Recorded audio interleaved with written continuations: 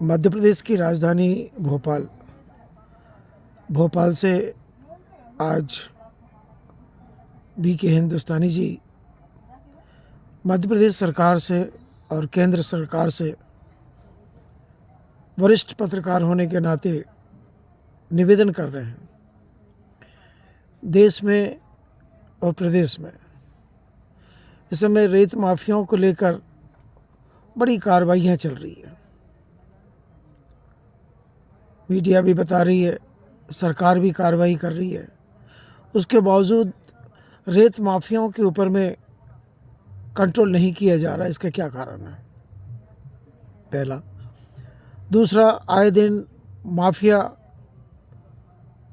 पत्रकारों के साथ अभद्रता कर रहे हैं, उनके साथ मारपीट कर रहे हैं, अधिकारियों के साथ मारपीट करते आए हैं और कर रहे हैं। कई जिलों में रेत माफियाओं को जिला कलेक्टर द्वारा शस्त्र के लाइसेंस दिए गए हैं।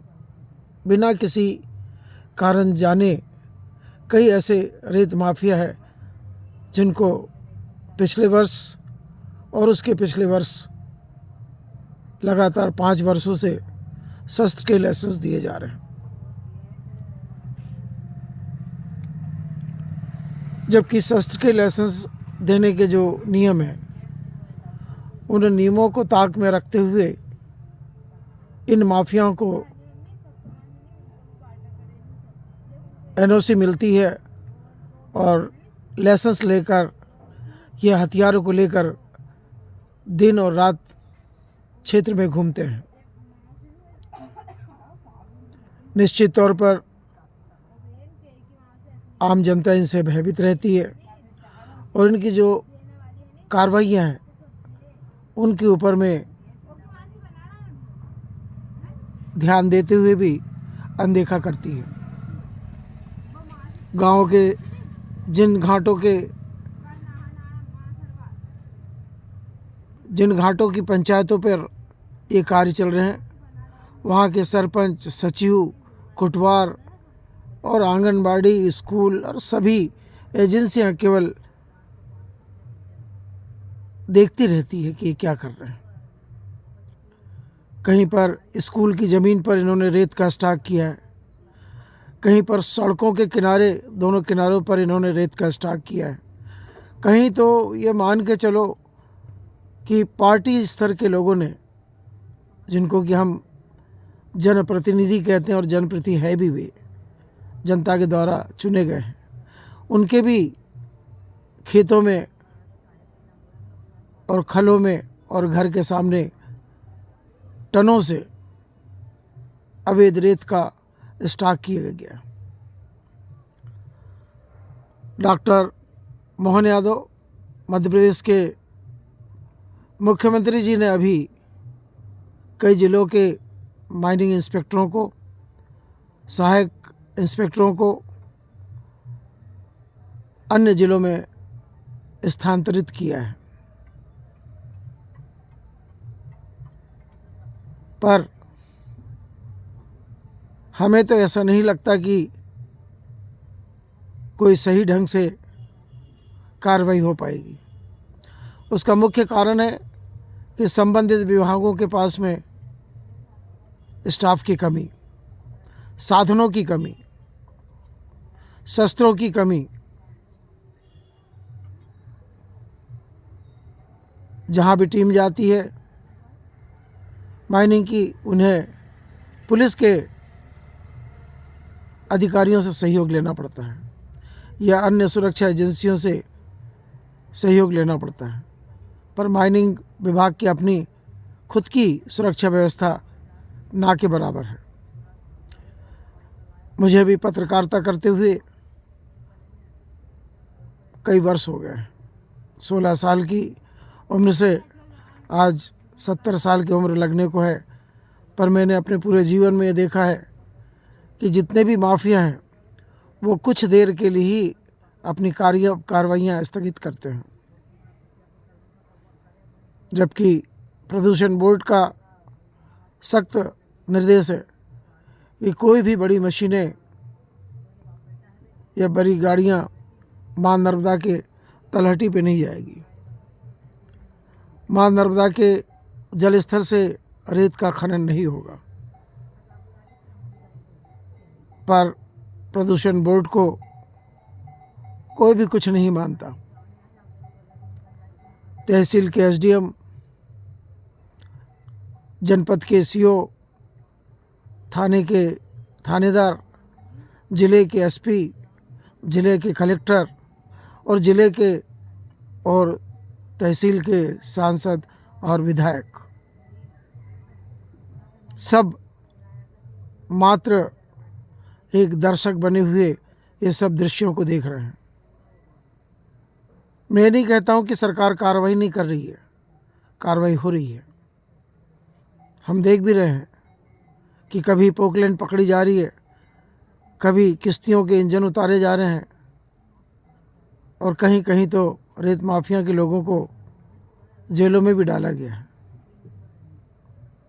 पर मात्र यह कार्रवाई 5% से 11% के बीच में ही हो पाती है। जितनी देर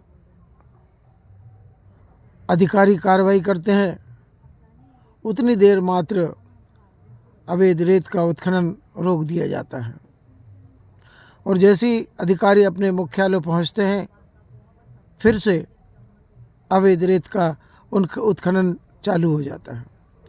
मुझे स्वयं को देखते देखते 35 वर्ष हो गए हैं। छत्तीसगढ़ में था 22 वर्षों तक। वहाँ पे भी यही कार्रवाई हम देखते रहे। हमने भास्कर में भी लिखा, हमने जागरण में भी लिखा, हमने श्रम बिंदु में भी लिखा और भी कई अखबारों में अपनी कलमों का हमने पारदर्शिता को लेकर कार्य किया। अब उम्र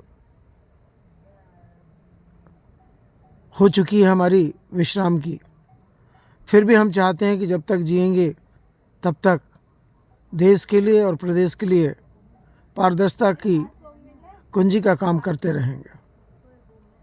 मुझे स्वयं को छत्तीसगढ़ में 18 बार मेरे ऊपर हमले हुए। छत्तीसगढ़ से अलग हुआ मध्य प्रदेश और मध्य प्रदेश से छत्तीसगढ़ अलग हुआ और मैं छत्तीसगढ़ छोड़कर मध्य प्रदेश में आ गया, क्योंकि मुझे मध्य प्रदेश ही पसंद था और मेरा जन्म भी मध्य प्रदेश में ही हुआ है। पढ़ाई लिखाई पत्रकारिता छत्तीसगढ़ में हुई। आज भी परिवार के 80% सदस्य छत्तीसगढ़ में ही रहते हैं। पर मुझे माँ नर्मदा का तट पसंद था, मेरा जन्म स्थान पसंद था, तो मैं अपने जन्म स्थान ग्राम पंचायत बाबरी, तहसील सीनी मालवा, जिला नर्मदापुरम आ गया और अपने जन्म स्थान पे आज माँ नर्मदा के दक्षिण तट पर गुरु सेवा, गौ सेवा, परकम्मावासियों की सेवा और मेरे मिशन पत्रकारिता की सेवा में लगा हुआ हूँ। मुझे बहुत दुख होता है ये सब चीज़ें जब मैं देखता हूँ अपनी आँखों से, तो मुझे लगता है कि हम जिन विधायकों को और जिन सांसदों को चुनकर सरकार में बैठाते हैं वे भी जाने के बाद में आंख बंद कर लेते हैं। क्या कारण है इसका? क्या पूरी सरकार माफियाओं के पैसे से चल रही है? क्या पूरी सरकार माफियाओं को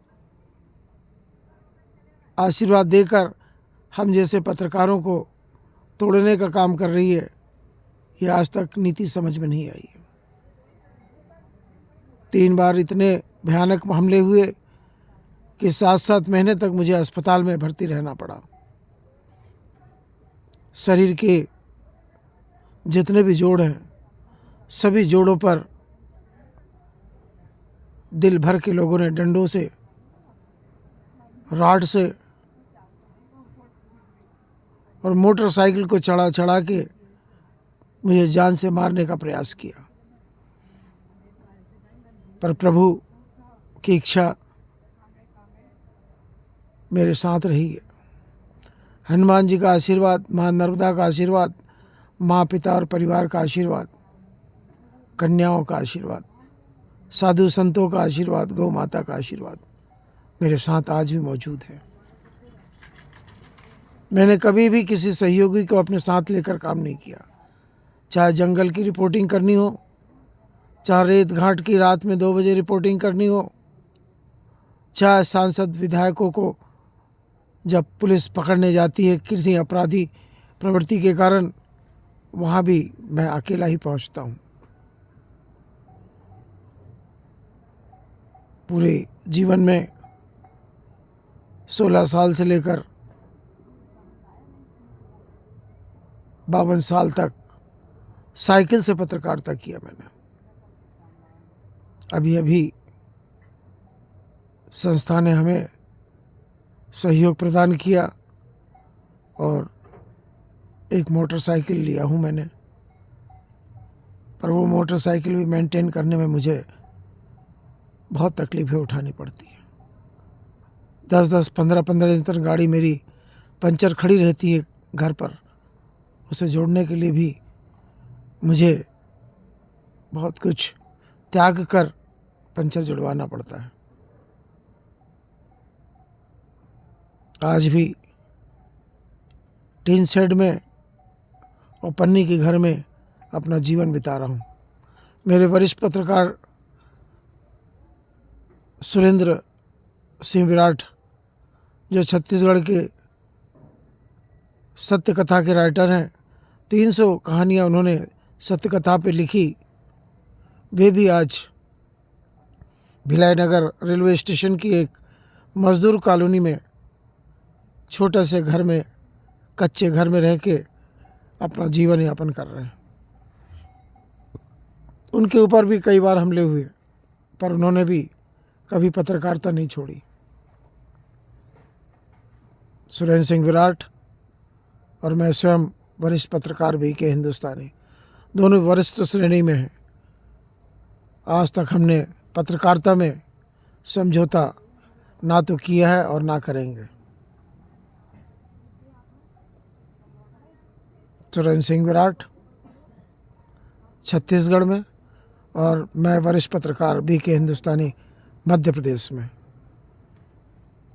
आखिरी बार मध्य प्रदेश के मुख्यमंत्री डॉक्टर मोहन यादव जी से एवं छत्तीसगढ़ के मुख्यमंत्री जी से मैं निवेदन करूंगा कि इन 2 प्रदेशों में जो माफियाकरण चल रहा है उसके ऊपर में अतिशीघ्र कार्रवाई करे। जय हिंद, जय भारत।